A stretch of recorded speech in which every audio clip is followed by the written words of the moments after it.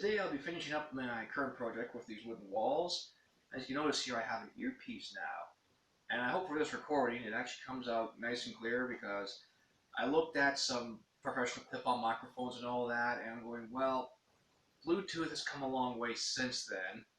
As my old Bluetooth headset made it sound like I was in a, what was it, the P-51 Mustang or a British, I forget the name of that World War II plane.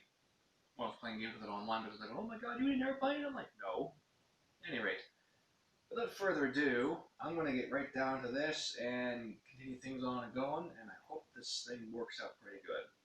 So I'm going to be continuing on with painting of the sand base. With some craftable sands, you can get colors, and like this one here, it's already a natural brown. You can typically leave it, but as you even see on camera, as I see on my little preview screen, it's got a bit of a shine to it. So I'm going to tone that down with some cinnamon brown. And this is just dollar store craft paint. Get it for $1. I find it does a good job for when it comes to doing up your buildings and whatnot you build from scratch. I have yet to try it on an actual Games Workshop building kit though, which quite frankly I may end up doing here in the near future. Because I really want to see, and get this back over, I'm not going to spill on the table, and I want to see how well it actually stands out.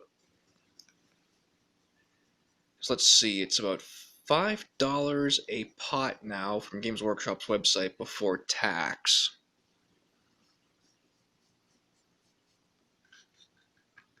And one thing to note is you kind of want to water the paint down a little bit just to help get the spread around and down the recesses there of all the other rocks and whatnot.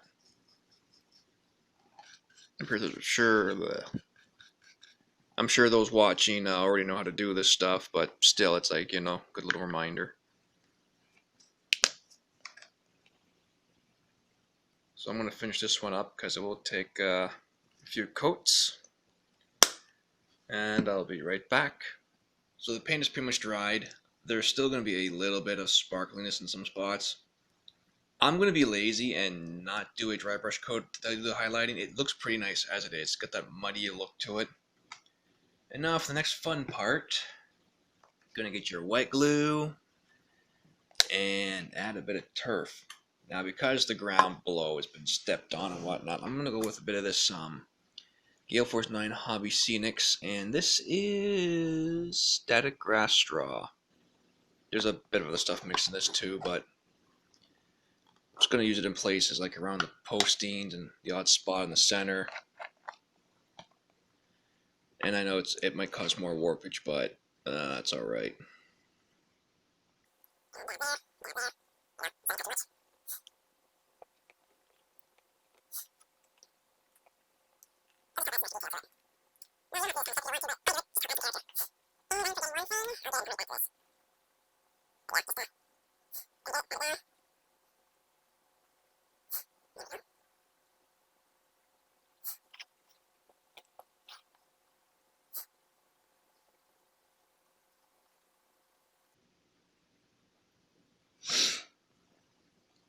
This stuff's almost good enough to use for my model railroad as well.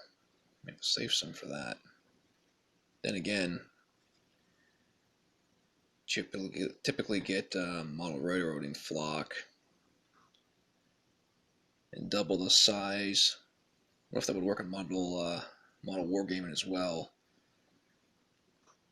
So I think I spent $3 to $6 on this, somewhere around there.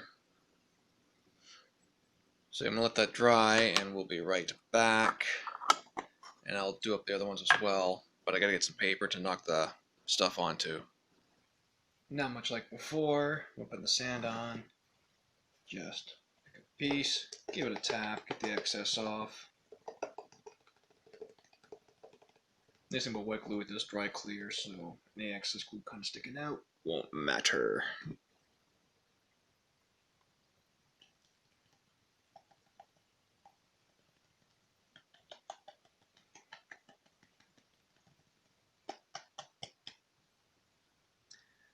And there we go. I'm really low on this stuff.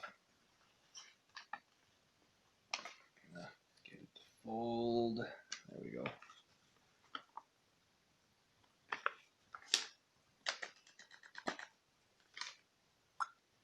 And that's that. And there we have it. The walls are now complete. Well, I may go back and actually paint the woodwork up. Like I said, I'm just not too sure yet. I just really like how the natural stick look works. Kind of fits in. Though I probably should weather them at some point. At any rate, thanks for watching, everybody, and keep safe out there.